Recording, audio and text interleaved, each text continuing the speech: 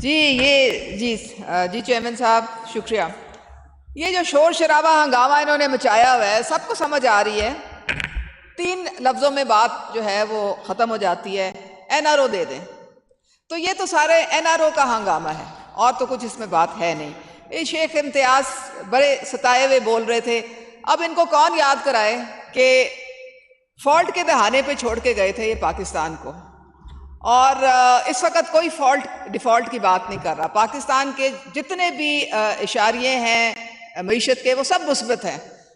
Dollar stable ہے، آپ کا جو سٹاک ایکسچینج جو ہے آسمان پہ اس وقت، آپ کا انٹرسٹ ریٹ 23% سے 12% پہ آ گیا ہے.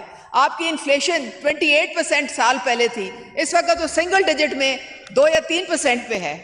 اور آپ کی جتنی بھی جو آپ کی جو معیشت ہے وہ آپ کی جو انٹینسو کیئر میں یہ چھوڑ کے گئے تھے، اب ہم اس کو وارڈ میں لے کے آگے اور انشاءاللہ تعالیٰ آگے بھی ترقی کی راہ پہ جائیں گے. انہوں نے بات کی تھی کہ سالمیت کی جنگ. کاش ان کو سالمیت کی جنگ تب یاد آتی جب قومی سلامتی کا پارلیمانی اجلاس بلایا گیا تھا. کاش یہ اس وقت پس پش ڈال دیتے اپنی یہ جو سیاست کی اقتدار کی جو جنگ ہے اور پاکستان کی خاطر آ کے بیٹھ جاتے. پوری قوم بیٹھی ہوئی تھی، پوری قومی سلامتی کے ادارے آپ کے تھے، سارے پارٹیز تھیں.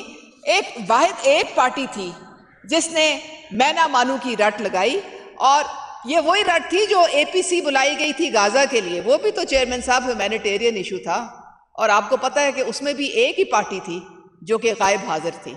تو یہ جو منفی قسم کے جو ان کے رویے ہیں، یہ پوری قوم ان کو اب پہچان گئی ہے کہ ان کا پاکستان سے ان کو کوئی انٹرسٹ نہیں ہے. میرے خیال میں جب یہ بات دوبارہ انہوں نے شروع کر دی نا دہشت گردوں سے مذاکرات کی، تو یہ جائیں ان کے ایک ہی مذاکرات ہوں گے، 45-47 کے مذاکرات ہم کریں گے، اس کے بعد ہم دیکھیں گے کیا بنتا ہے پاکستان کا.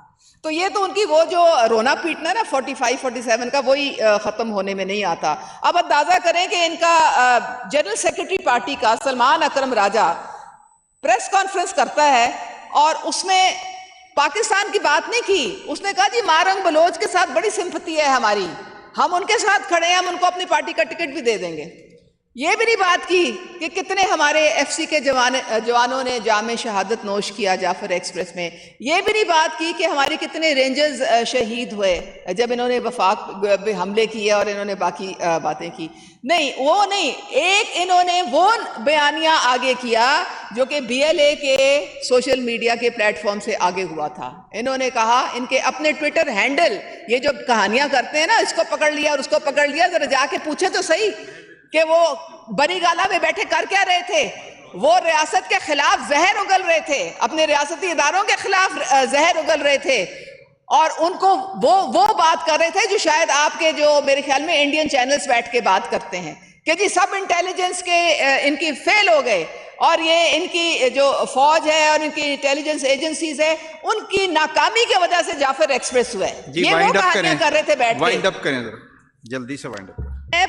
جی چیئرمین صاحب 2 باتیں ہیں. ایک تو میں گزارش کروں گی، اب ان کو تو آپ چھوڑیں، ان کا یہ بیانڈ ریپیئر ہے. میں اپنے فائنانس منسٹر سے گزارش کروں گی کہ we must move towards deweaponization. ہماری سوسائٹی میں بہت اسلحہ جو ہے وہ اب کھل کے لوگوں کے پاس آ گیا ہے.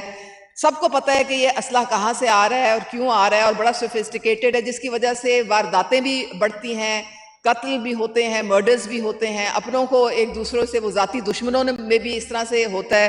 تو اگر یہ لائسنس جو ہے اس کو کمپلسری کر دیں اور کہیں کہ جی آپ نے سب نے سرنڈر کرنے ہیں اپنے ویپنز اور لائسنس دکھانے ہیں، اس کے بعد میرے خیال میں یہ ایک مہم چلے گی آگے جب ہم اپنے آپ کو ڈی ویپنائز کر سکیں گے.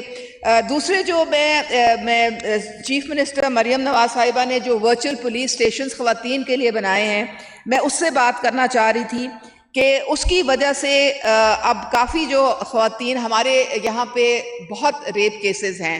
اب خواتین کم از کم واٹس ایپ پہ بھی، کالز پہ بھی، وہاں پہ اپنا شکایات رجسٹر کرا سکتی ہیں. اور مریم نواز صاحبہ کے کہنے سے 2100 اور خواتین کو رکھا گیا ہے جو کہ ان کیسز کے ساتھ وہاں پہ ڈیل کر رہی ہیں. اور وہ پروسیکیوشن میں بھی بہت ساری تقریباً 800 کے قریب اور ہم نے ایڈیشنز کی ہیں جو کہ ریپ کیسز میں اب اسسٹ کریں گے خواتین کو. پروسیکیوشن بھی بہتر کی جا رہی ہے. تو یہ میرے خیال میں کچھ ایسی چیزیں ہیں جو ہمیں کنوکشن ریٹ جو ہے اس کو بھی ذرا سالڈ کرنے کی ضرورت ہے. جی بہت شکریہ آپ کا، بہت تھینک یو. جناب وقاص مان صاحب، جی مان صاحب